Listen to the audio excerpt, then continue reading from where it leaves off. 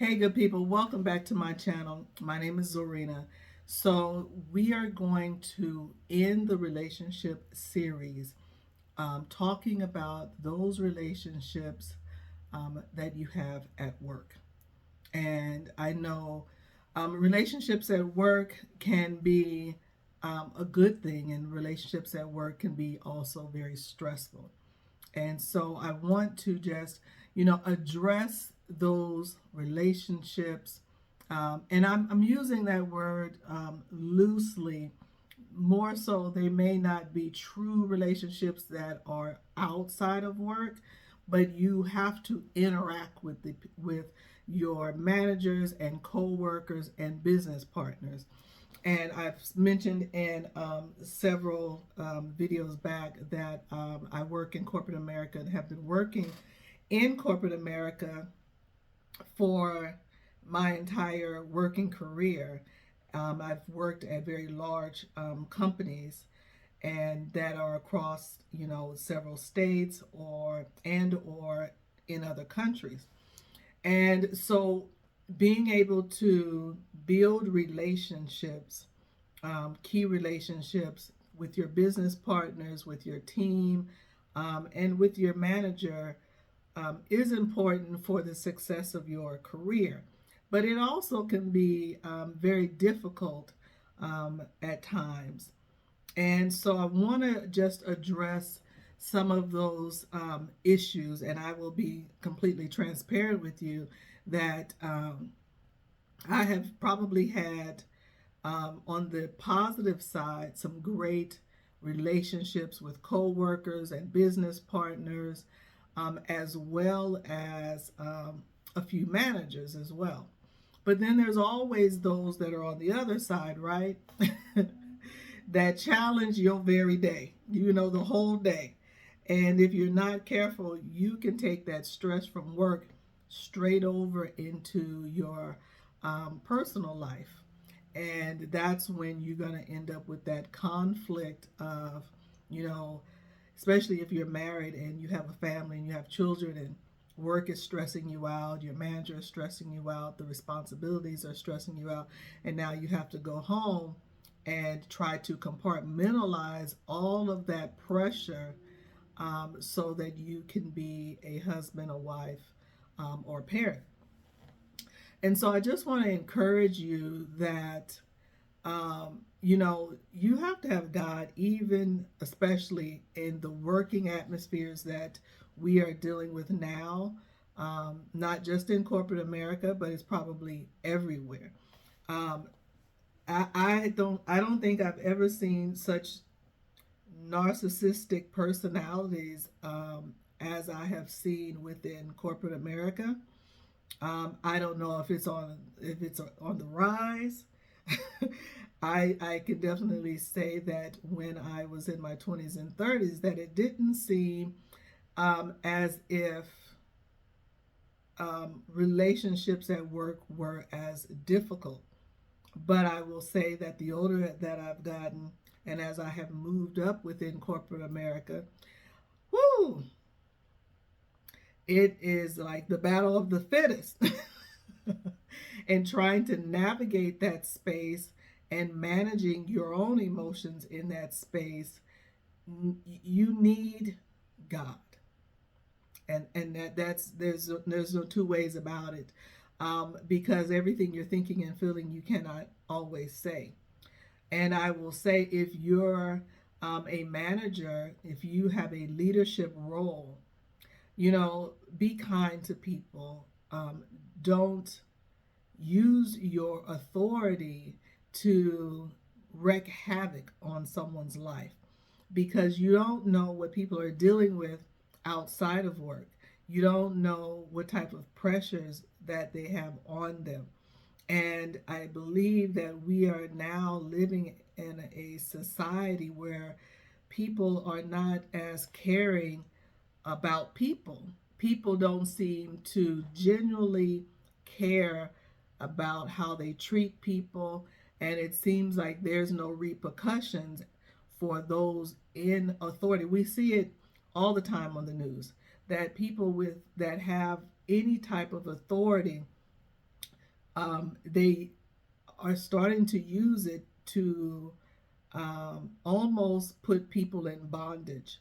And so, if you are a Christian, then I hope and pray that God has been working on you to be a better person and how you are dealing with the responsibility of being in leadership.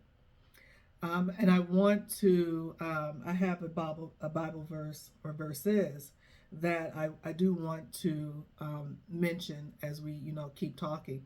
But if you are not in, if you are not in leadership, and leadership can mean all sorts of things. You can be in leadership outside of work. Um, Everybody is not a manager. You can't have all managers. Somebody has to do the darn work.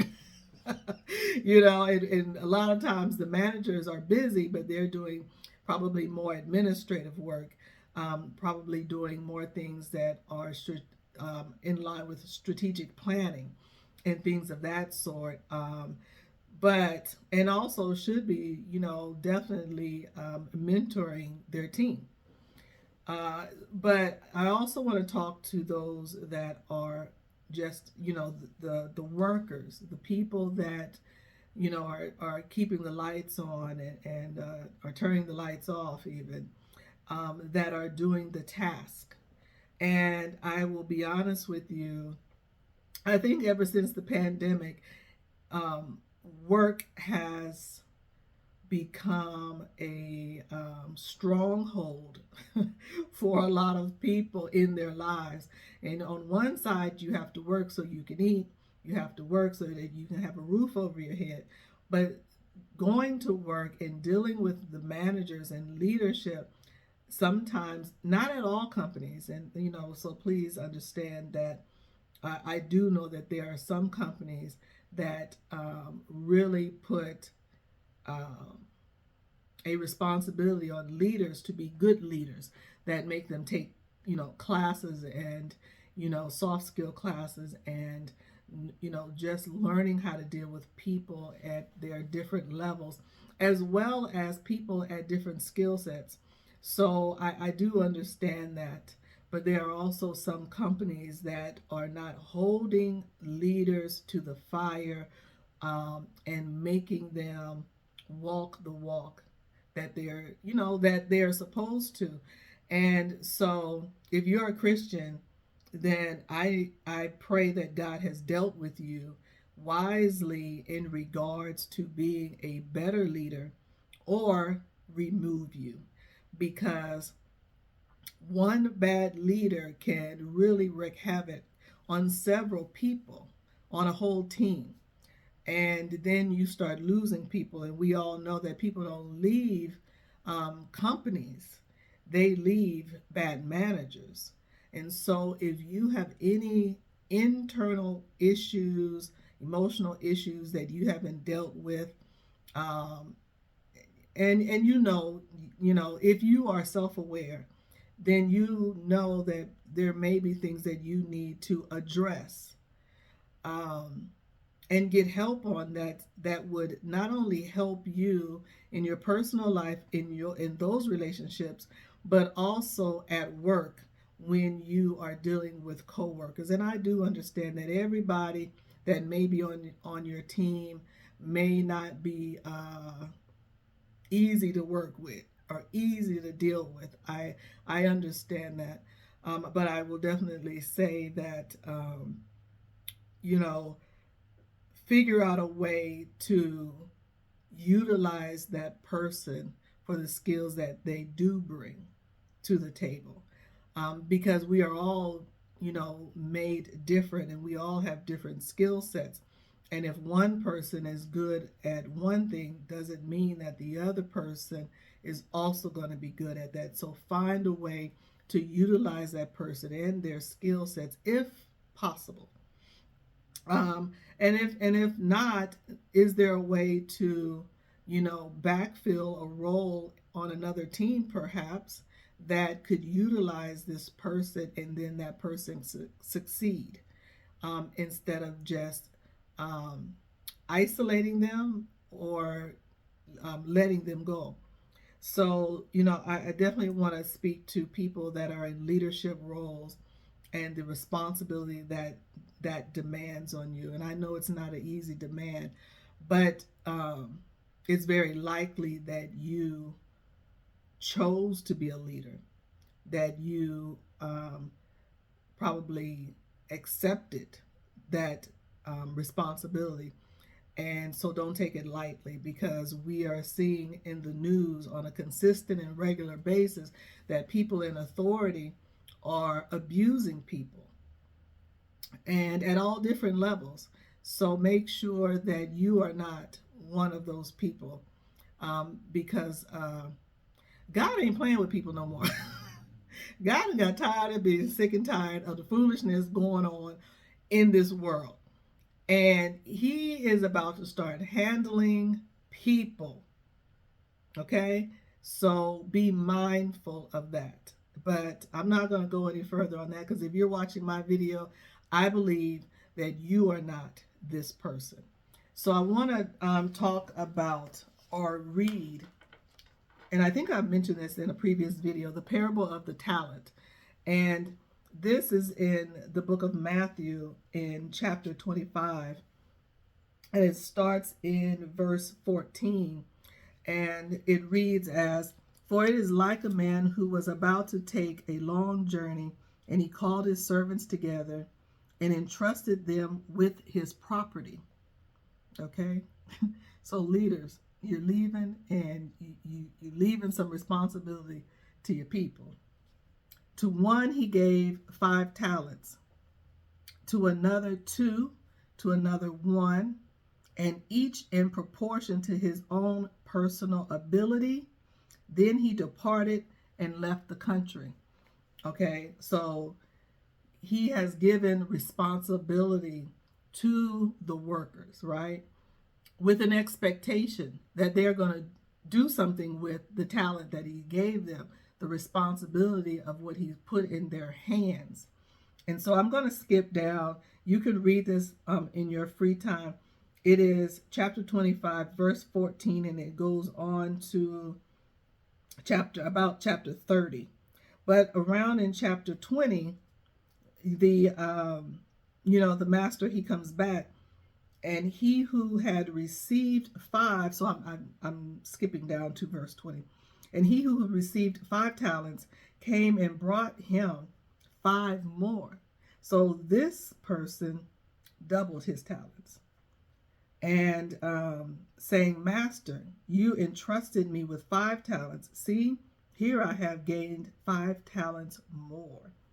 His master said to him, "Well done, your upright, honorable, admirable, and faithful servant.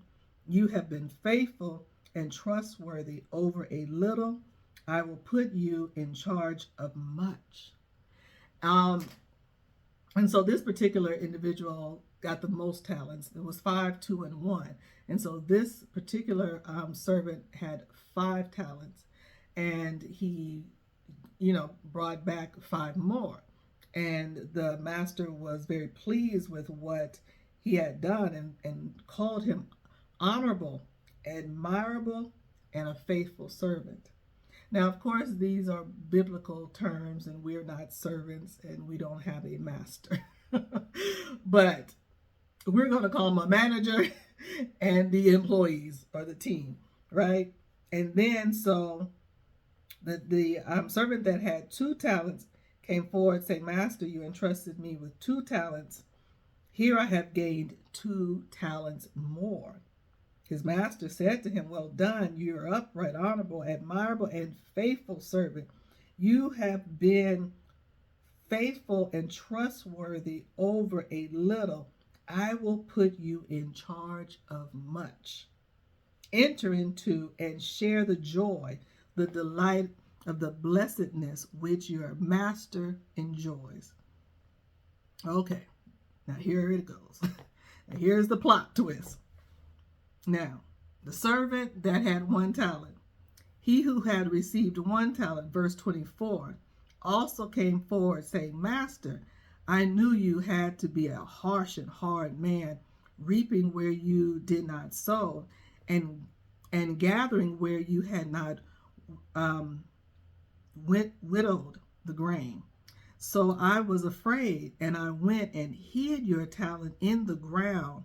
Here you have what is yours. But his master answered him, you wicked and lazy and idle servant. Did you indeed know that I reap where I have not sown, and gather where I have not widowed?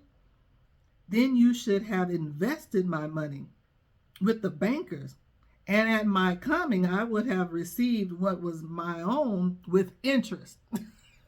If nothing else, he's like, look, if nothing else, you should have put that one talent in the bank so I could have come back and got at least the interest off that one talent. But instead, you giving me what I gave you. So take the talent away from him and give it to the one who has the 10 talents. So, yeah, for to everyone, verse 29, for to everyone who has will, for to everyone who has, will more be given, and he will be furnished richly, so that he will have an abundance. But from one who does not have, even what he does have will be taken away. And throw the good for nothing servant into the outer darkness. There will be weeping and grinding of teeth. So instead of throwing them in the hell, we just gonna fire them.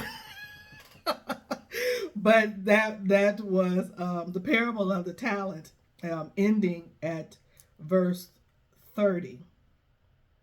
And so, from that, I just want to say that it is important to what God has put in your hand, what God has blessed you with, the skills and talent, the intelligence, the wisdom that God has blessed you with. Use it wisely.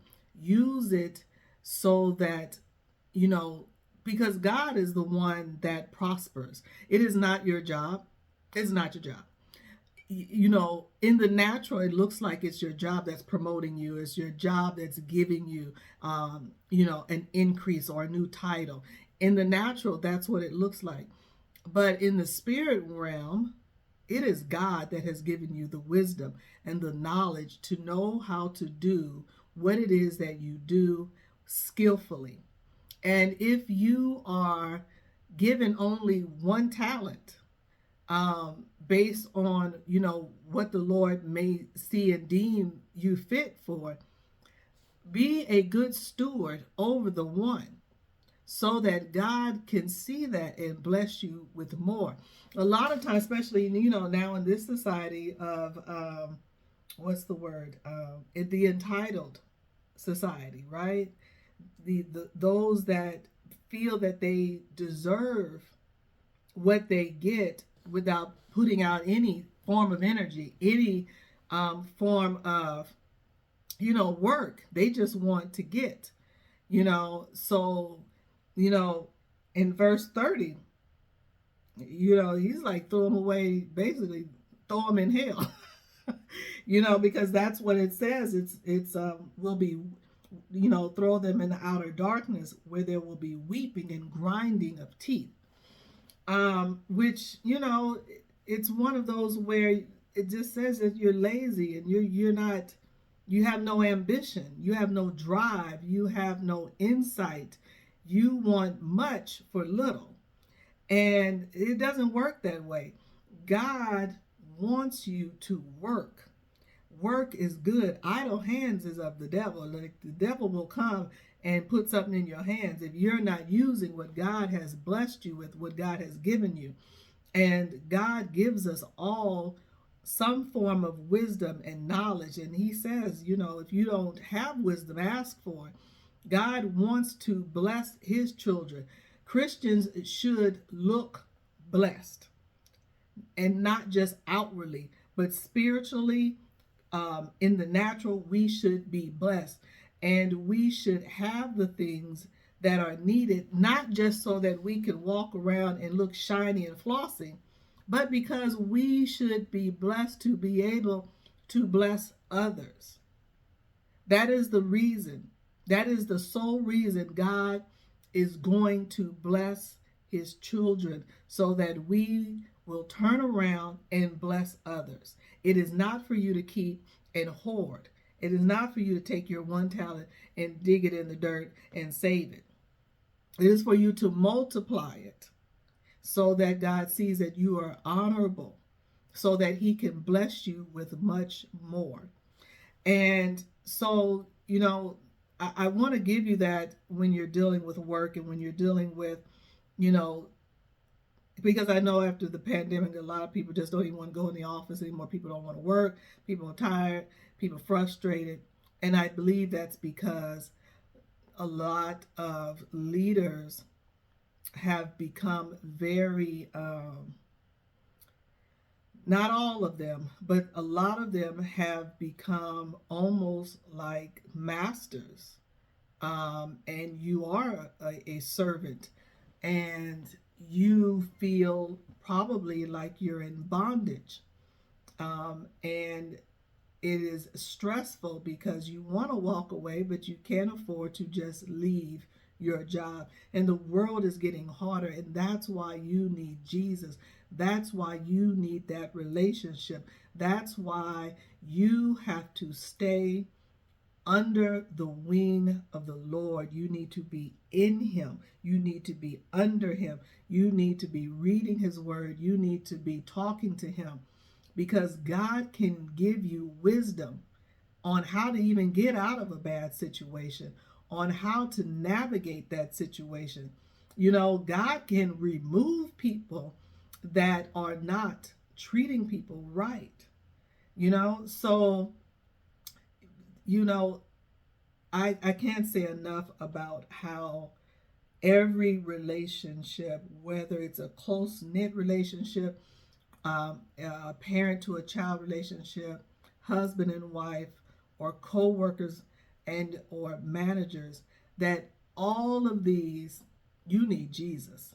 You need to know and take, um, you need to know the Lord, and you need to have the Holy Spirit in you, strengthening you, and you need to pray for wisdom and knowledge and understanding on how best to deal with yourself when you're dealing with these difficult situations or difficult people, and how to navigate the ups and downs of your job in whatever field you're in.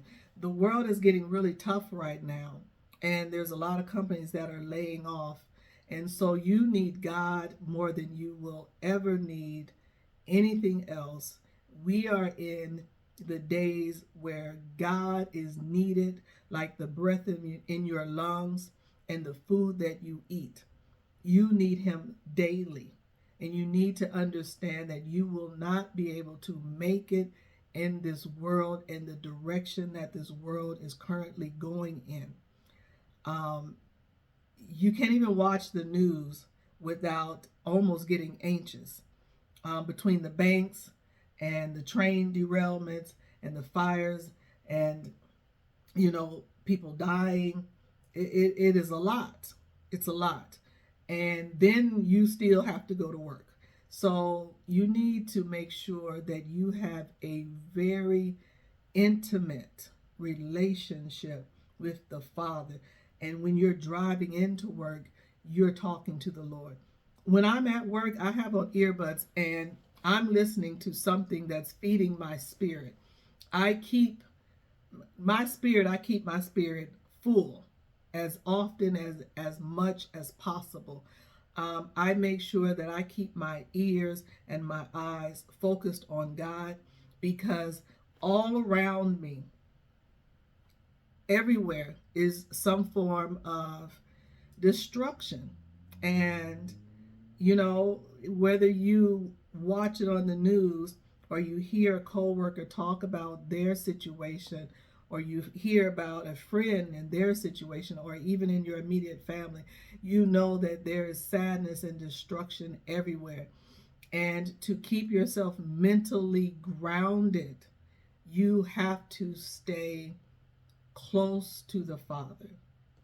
And I cannot stress that enough, the need, the necessity to stay. I will tell you that, I had somewhere, I don't know, I won't say it was a dream or a vision, but the Holy Spirit said to me one night, abide, and it said it 3 times: abide, abide, abide. And, and I received that, but to hear it 3 times, when God repeats himself, he means what he means. And there's no gray area. And so when I heard that 3 times, the next day I had to go and look that up and find like where and why did I hear that, and what does it mean, and why 3 times. And so, oh please, while I find it, it's in John chapter 15 verse 4, I believe 4 through 9, and it's abide, live in the Lord, abide in his word, and abide, live in his love. And that is why I heard abide 3 times. It is where you need to be. You need to be in the Lord, in his word, because the word is the sword, and you need that sword to defeat the enemy. And the third one is in his love, because God is love. So I'm going to end this relationship series here, and I hope that it has blessed you. If there's any parts of it that you have not seen, go back, because I've talked to the ladies and to the men and to those that are single. I've talked about the children, and I have wrapped it up with talking about, at work. I did a previous video. If you go back and check some of my videos, I did do a video on your relationship with the Lord.